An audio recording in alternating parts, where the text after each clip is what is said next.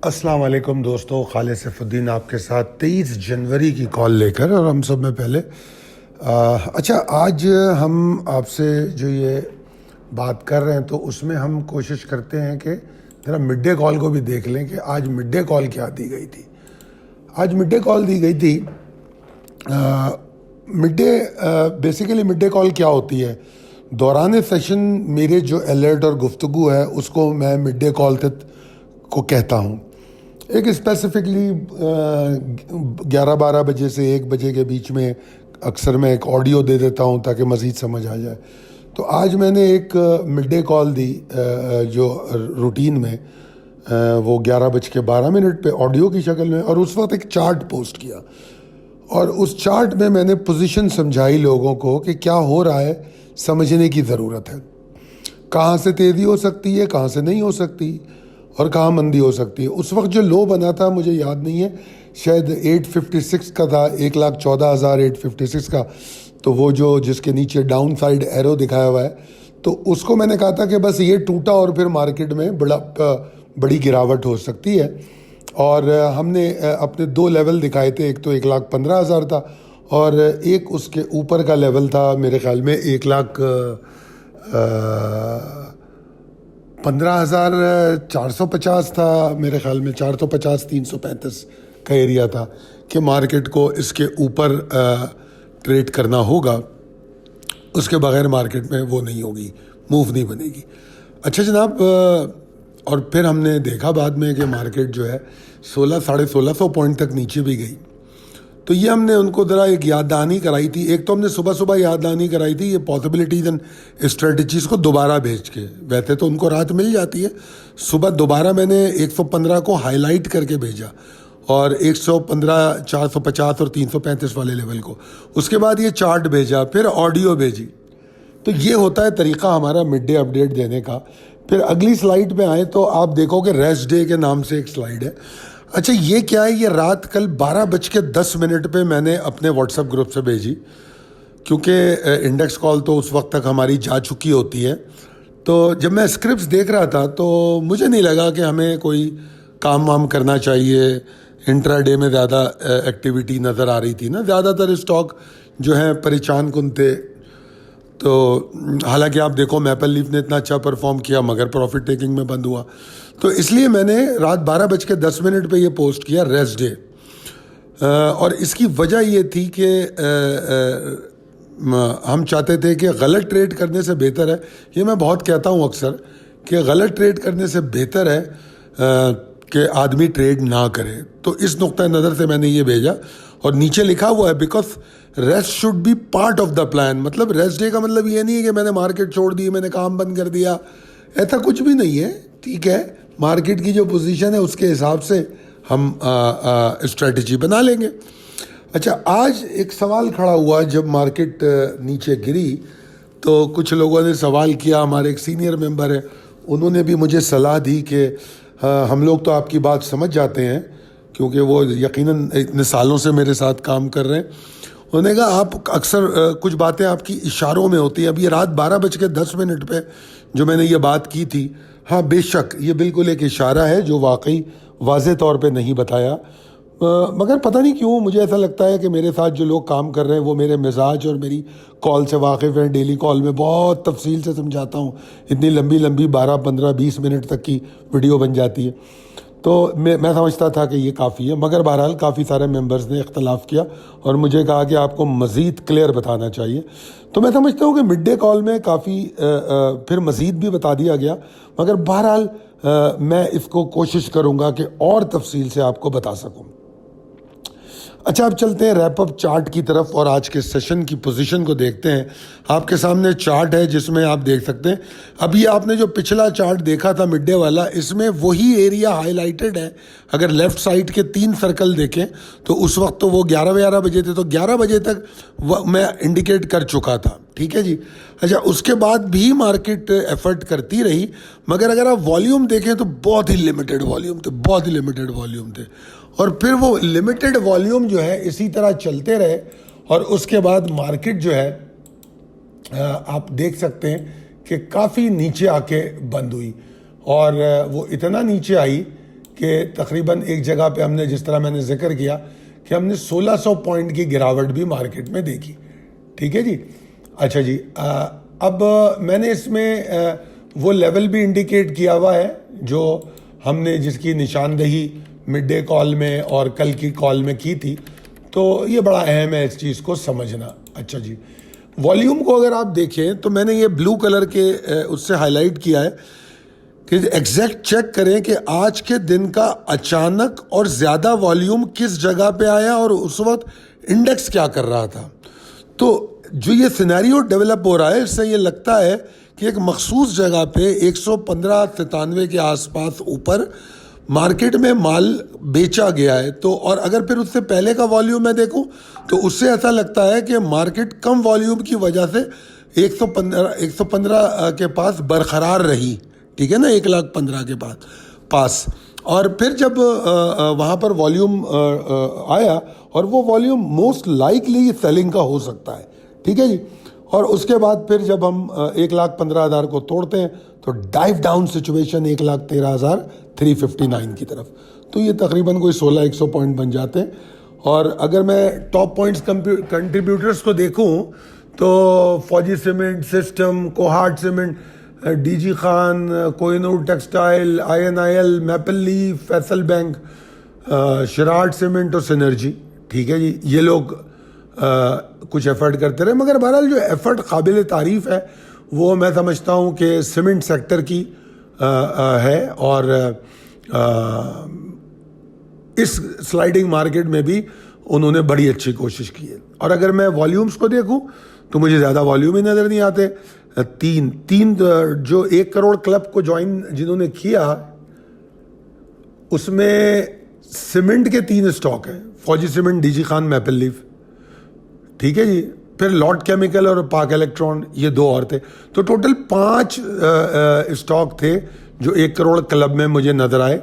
बाकी synergy, Karachi electric, BOP, इनको मैं इतनी अहमियत आपको पता है नहीं देता।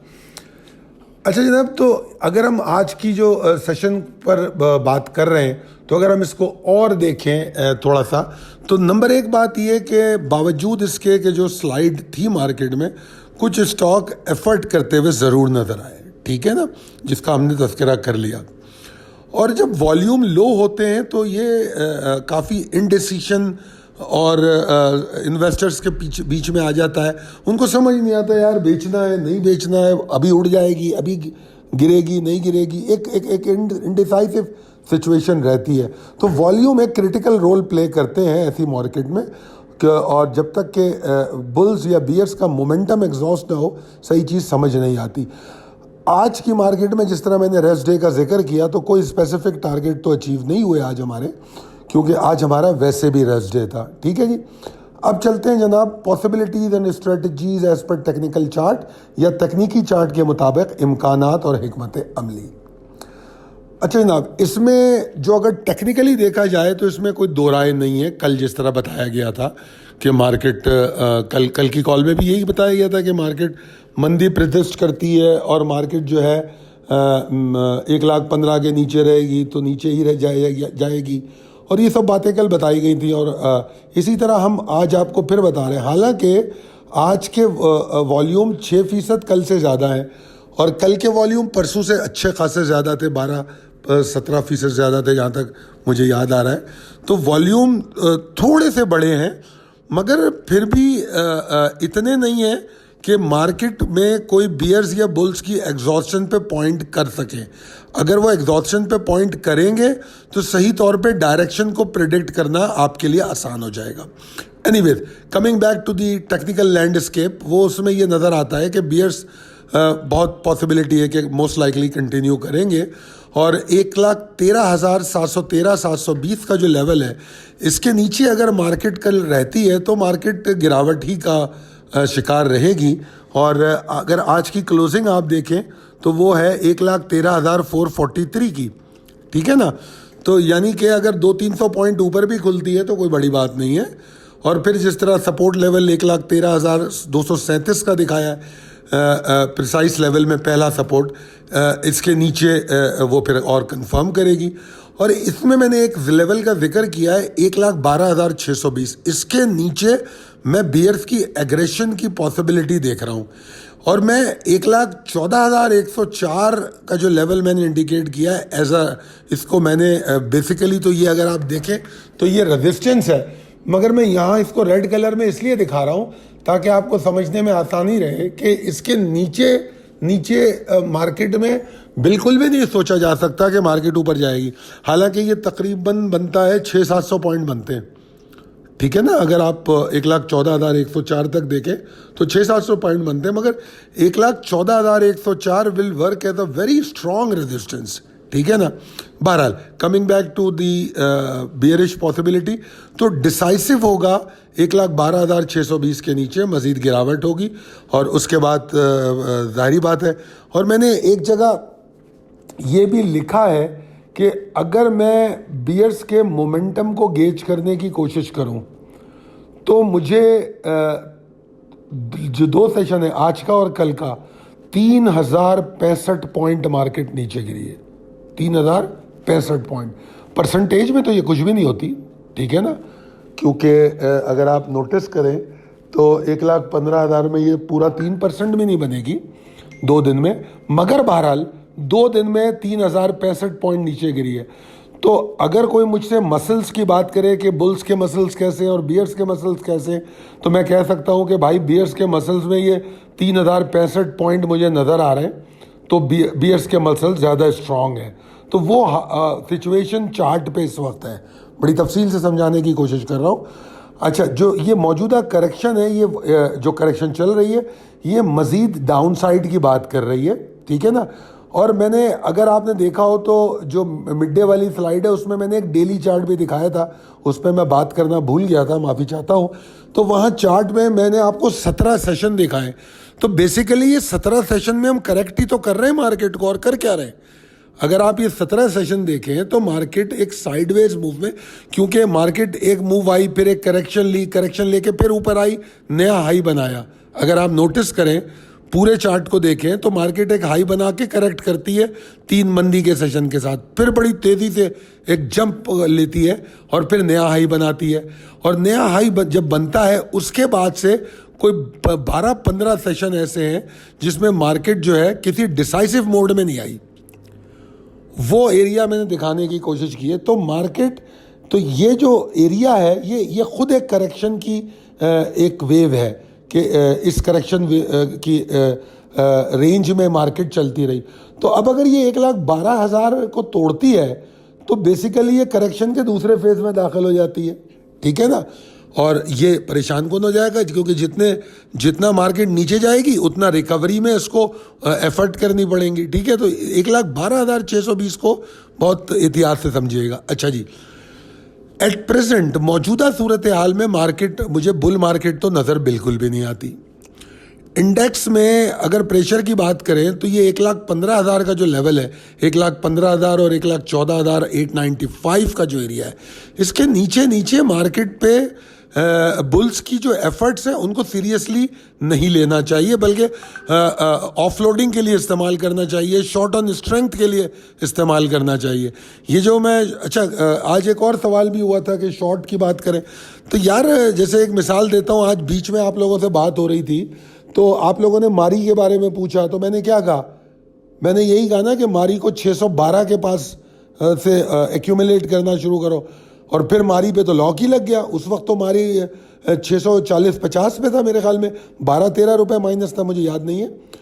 तो उस वक्त मैंने आपसे कहा कि मारी को 612 के पास देखना, फिर 594 तो मैंने देखा था। तो व्हाट डज इट मीन कि क्या मुझे ये बोलना पड़ेगा कि मारी को शॉर्ट करो? मुझे तो नहीं ज़रूरत, मेरा ख्याल है। अगर मैं कह रहा हूँ एक स्टॉक 650 पे खड़ा है और मैं कह रहा हूँ कि 612 के पास इसको बाय करना, तो व्हाट डज इट मीन कि मुझे लगता है ये 612 तक जाएगा। तो अगर मुझे लगता है 612 तक जाएगा तो जो शॉर्ट ट्रेडर है वो शॉर्ट करे। कि मेरे पास जो लोग काम करने वाले, उसमें से तो मैं समझता हूँ 85-90% या शायद इससे भी ज़्यादा लोग शॉर्ट नहीं करते, और उनमें 60-70% तो शॉर्ट को मानते ही नहीं कि शॉर्ट होना चाहिए या होता है, शॉर्ट से बहुत इख्तलाफ रखते हैं। तो मैं शॉर्ट की कॉल ऑन रिक्वेस्ट कभी दे देता हूँ, मगर जब मैं ये बात कह रहा हूँ तो जो स्मार्ट ट्रेडर्स हैं उनको समझ लेना चाहिए कि जब मारी को कहा गया 612 के पास से एक्यूमुलेट करना, तो आप 612 तक तो शॉर्ट कर ही सकते थे, वो तो 594 पे चला गया। ठीक है जी, और हमारी एक्यूमुलेशन स्टार्ट हो रही है। ठीक है, अच्छा दूसरी तरफ इसी तरह जो मैं बता रहा हूँ कि 1,14,895 के नीचे नीचे जो है इसमें सीरियस एफर्ट नहीं हो सकती, तो लिहाजा उस वक्त तक शॉर्ट ऑन स्ट्रेंथ की पॉसिबिलिटी बरकरार है।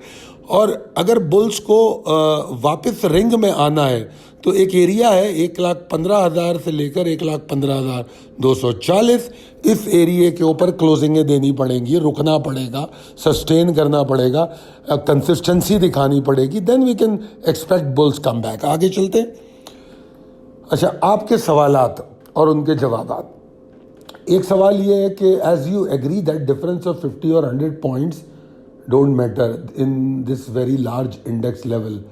Mostly psychological levels are also discussed in figures rounded off to 100 or 1000. Then why don't you give us the rounded off level instead of precise ones? Thank you very much.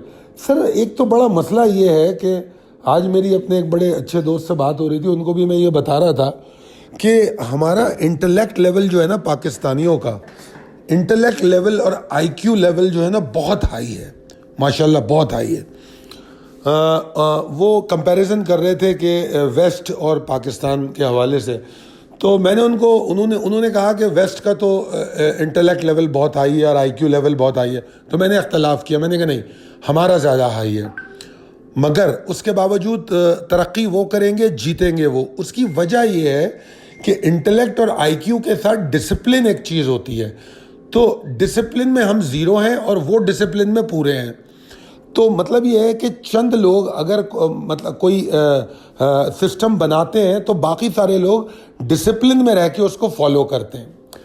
अब यहाँ पर आपका ये सवाल मैंने लिया और इसका मैं जवाब दे रहा हूँ। मैं खुदा न ख्वास्ता इससे इख्तलाफ या आपके इसके ख़िलाफ़ कोई बात नहीं कर रहा, मगर मैं सिर्फ समझाने के नुक्ते से यह बताना चाह रहा हूँ, क्योंकि आपका सवाल तो बहुत अच्छा है, मगर ऐसे कई सवाल आते हैं जिसमें मुझे बताया जाता है कि आप ऐसा करते हैं, आप ऐसा क्यों नहीं करते, आप स्क्रिप्ट कॉल ऐसी क्यों नहीं देते। एक साहब आते हैं, आप वो कहते हैं। तो बेसिकली अगर मेरे 500 फॉलोअर हैं, मेंबर्स हैं, और मैं उन 500 के हिसाब से कॉल देने लगूं तो कर लिया काम मैंने। ठीक है ना, मैंने जो काम सीखा और जो तजुर्बा किया और जिसको बेहतरीन समझा मैंने वो किया। आपने कहा कि you called it precise level. अच्छा, मैं प्रिसाइज लेवल कहता क्यों, इसका मतलब है कि आप मुझे जानते ही नहीं। आज आपको 100 और 1000 नज़र आ रहे हैं। मैं जिस वक्त से टेक्निकल एनालिसिस पाकिस्तान की मार्केट में कर रहा हूँ, उस वक्त पाकिस्तान की मार्केट 20,000, 12,000, 4,000, 8,000, 15,000 यहाँ भी ट्रेड करती थी, और उस वक्त मार्केट 200, 400 पॉइंट भी गिरती थी, और 400 पॉइंट में लोगों का बेड़ा गर्क हो जाता था। उस वक्त मेरे जो प्रिसाइज लेवल थे वो 50-60 पॉइंट के डिफरेंस पे होते थे। ठीक है ना, तो लोगों ने उस वक्त भी मजाक उड़ाया था कि यार ये क्या प्रिसाइज है कि आप। और उस वक्त जो हाउसेस थे, क्योंकि सब तो टेक्निकल करते नहीं थे, तो हाउसेस जो है ना 300-300, 500-500 पॉइंट के सपोर्ट और रेजिस्टेंस बताते थे अपनी टेक्निकल कॉल में। और मेरा ये मानना था कि जो रिटेल इन्वेस्टर है वो इतनी देर नहीं रुक सकता, क्योंकि 10,000 की मार्केट में 500 पॉइंट बहुत होते हैं। ठीक है जी, तो जनाब मैं जो प्रिसाइज रहने की कोशिश करता हूँ, मैं बेसिकली जो चार्ट पे मैं एक्यूरेटली देखता हूँ, मैं उसमें कुछ ऐड या सब्सट्रैक्ट नहीं करता, एड ऑन नहीं करता कि मैं उसको राउंड ऑफ करने की कोशिश करूँ। I don't see any reason, मुझे इसका कोई वजह नज़र नहीं आती कि मैं क्यों राउंड ऑफ करूँ। एक चीज़ मुझे 1,15,392 नज़र आती है, मैं 1,15,392 लिख देता हूँ। अब मसला ये है कि आपको इसमें क्या इख्तलाफ है, मतलब ज़रूरत नहीं है इसमें इख्तलाफ की कि आप क्यों चाहते हैं कि मैं उसको राउंड करूँ। I don't like to do that. मैं उसको एग्जैक्टली वैसा ही रिफ्लेक्ट कर देता हूँ जैसा मैंने चार्ट पे देखा।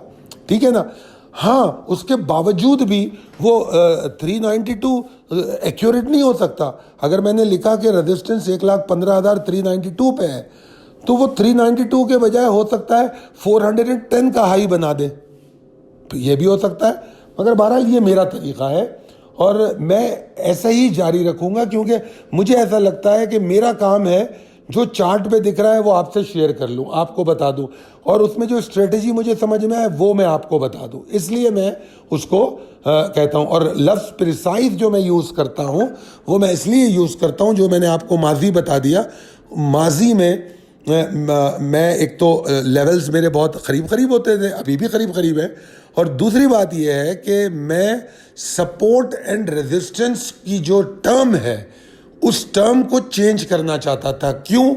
इसलिए कि जब आप ट्रेडिंग करते हैं और एक रेजिस्टेंस टूटती है और जब मार्केट उसके ऊपर ट्रेड करती है तो वो रेजिस्टेंस लेवल सपोर्ट बन जाता है, ठीक है ना।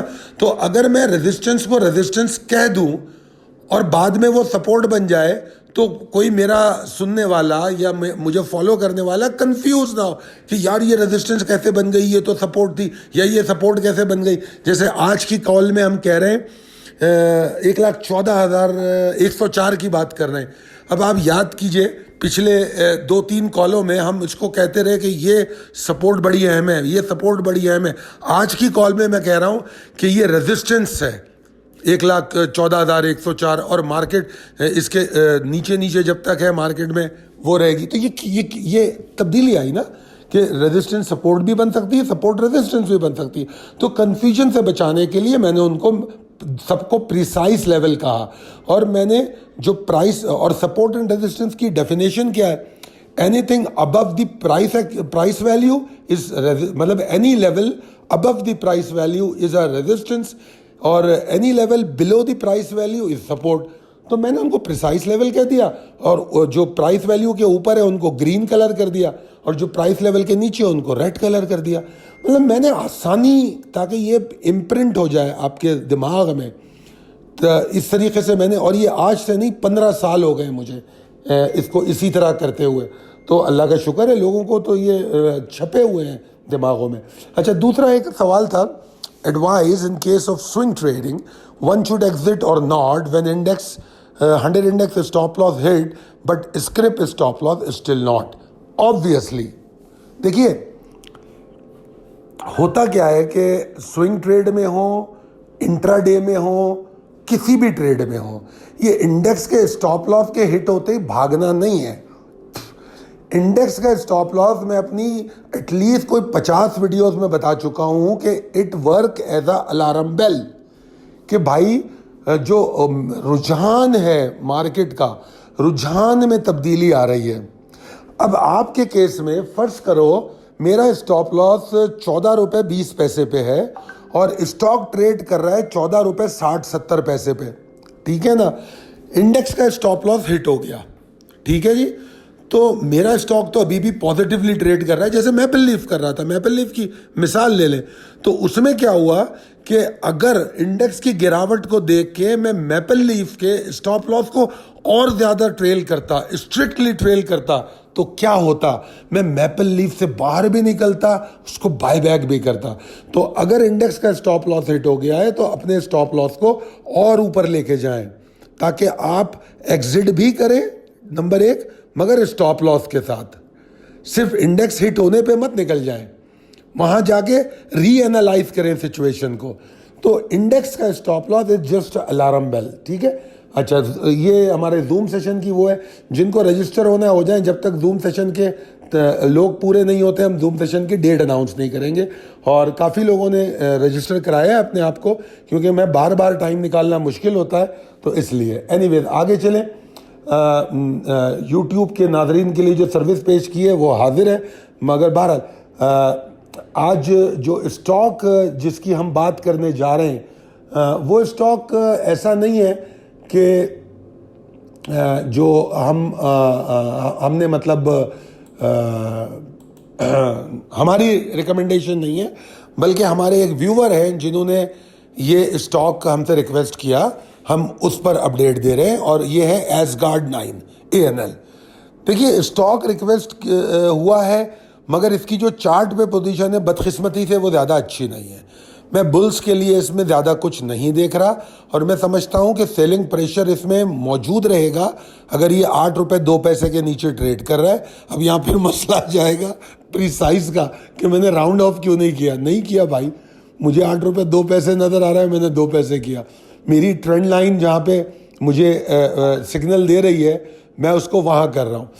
अच्छा, I encourage trader for checking out possibility of support. अच्छा, अब यहाँ पर मुझे इस स्टॉक में अगर कोई सपोर्ट नज़र आ रही है तो 7.80 के पास से शुरू होती हुई नज़र आ रही है, जिसका दौरानिया 7.80 से 7.50।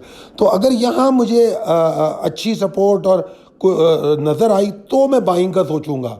अभी मैं रिकमेंड तो बाइंग भी नहीं कर रहा, तो सोचूंगा, ठीक है। और उस वक्त मैं इंडेक्स को भी देखूंगा, क्योंकि एसगार्ड 9 कोई ऐसा बड़ा वो स्टॉक नहीं है कि जैसे मारी है, पीपीएल है, ओजीडीसी है, पीएसओ है, ये मतलब कोई ऐसे स्टॉक्स में तो आता नहीं, ठीक है ना। तो उस वक्त फिर मैं इंडेक्स को देखूंगा, अगर वो तमाम चीज़ें होंगी तो फिर मैं ठीक है इसकी एक्यूमुलेशन करूंगा, वरना नहीं करूंगा, ठीक है जी।